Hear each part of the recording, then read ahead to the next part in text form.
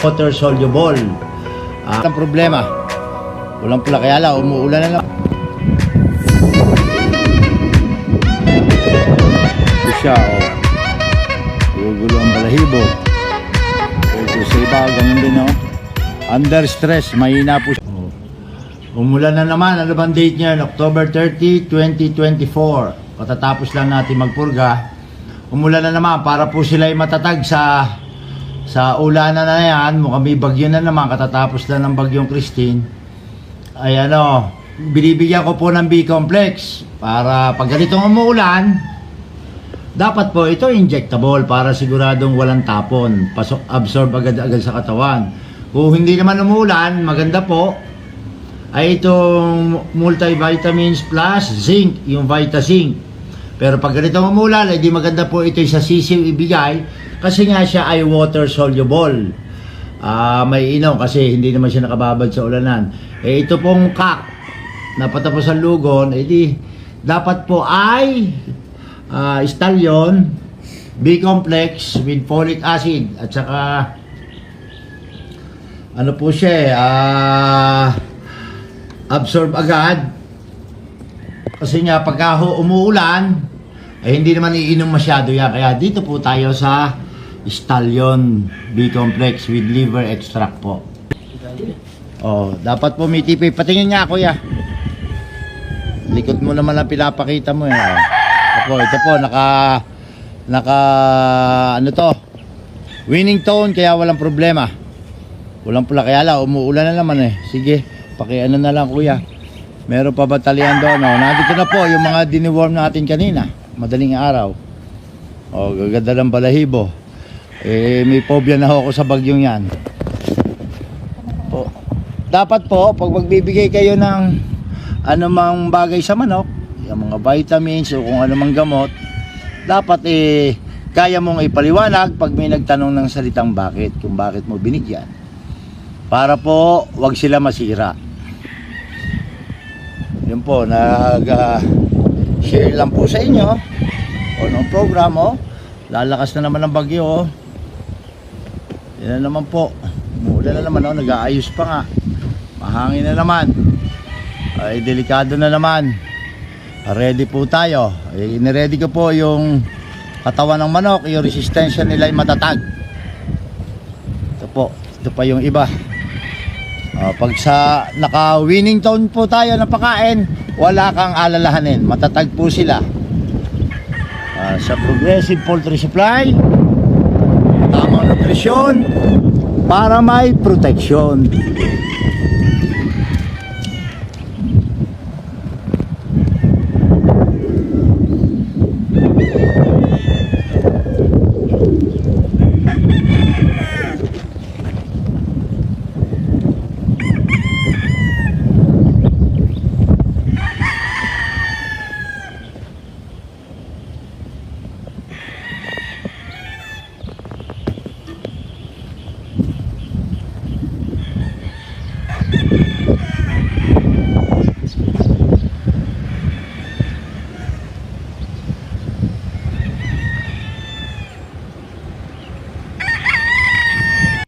Kaya dapat po talaga kailangan ng B-complex vitamins o multivitamins pag ganito, lalo na panahon na umuulan, yung babagyo.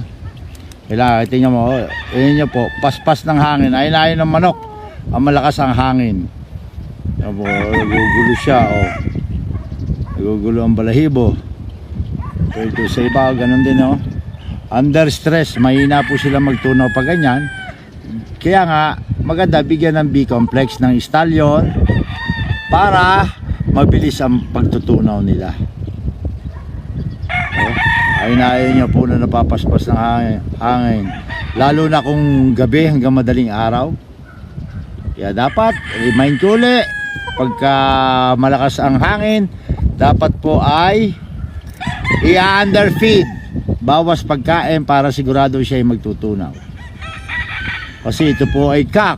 Pag ito po ay ang kak po, pag hindi nagtunaw, halos wasak na yan, hindi mo na magamit, hindi na aabot sa target date ng laban.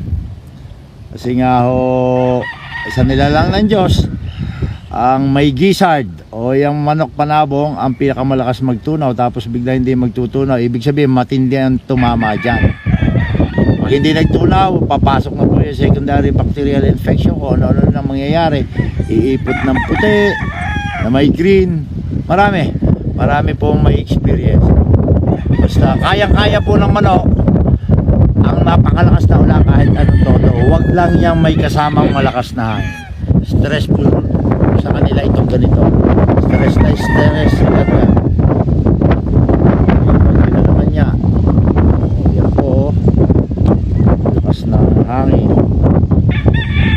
Kaya tingnan nyo po, pag nakawining to, pula-pula muka. Masigla. Lalo na't na-deworm pa today. 0.5 lang po na Stallion B complex with liver extract na may folic acid na may biotin pa.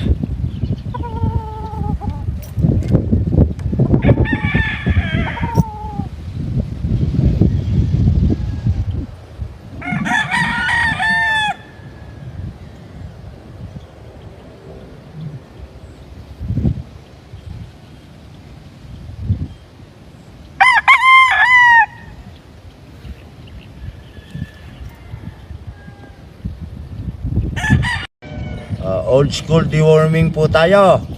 Kapag po nagdi-deworm, rotation po ako. Every 15 to 20 days po ako nagdi-deworm. Papalit-palit po ako.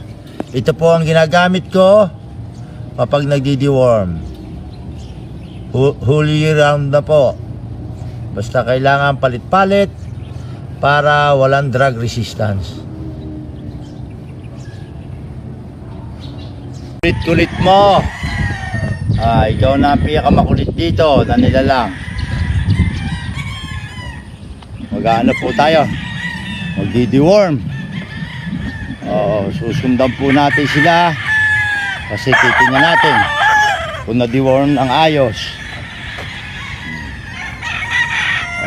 Tingnan po natin ang pagdi-deworm nila kasi dapat po monitor mo, baka mamaya ay meron hindi na purga. Mag-ano na po tayo papasok na tayo ng change feeding uli, yung pang-condition na as early mas maganda kasi po may digestive stress pag nag-change feeding, baka mamaya hindi kumain.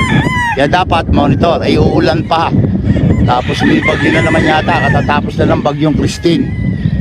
Di tingnan natin, nagpupurga sila monitor po. Saan tayo? Phase 3 na. Maganda po pag magpupurga 4 AM nag-start na.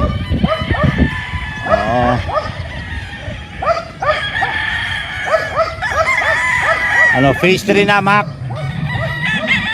Sige, sundan po natin sila. Tingnan na natin. Kasi po, kaya pagka magpapalit ka ng patoka, maganda po nadi-deworm muna para yung lining na intestine naka-ready, maganda po ang absorption. Yun po. Kaya gusto ko bago magpalit ng patoka ay inuulit ko bagong purga. Ano natin sila.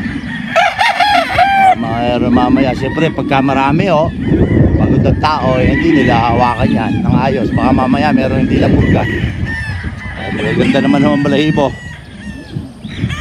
dahil nga naka Wellington, naka B complex sa Stallion, tapos didi-deworm pa. Sige, yan. Alam nila maselan ako sa paghawak dahil ayaw ko ng ang pagpupurga po, rotation din. Iba-ibang pamilya ng gamot. Sige po, okay naman sila. Umulan man, anti-stress, hindi naman may stress doon sa purga.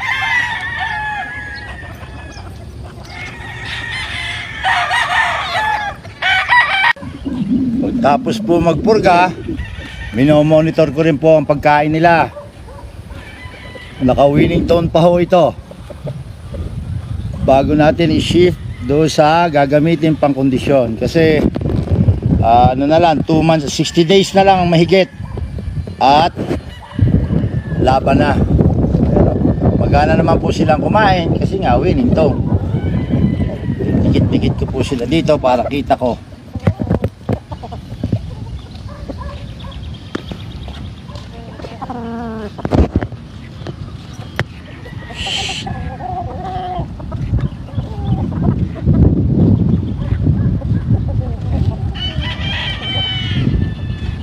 Yung appetite nila, lalo silang ganado kumain kasi nga napurga.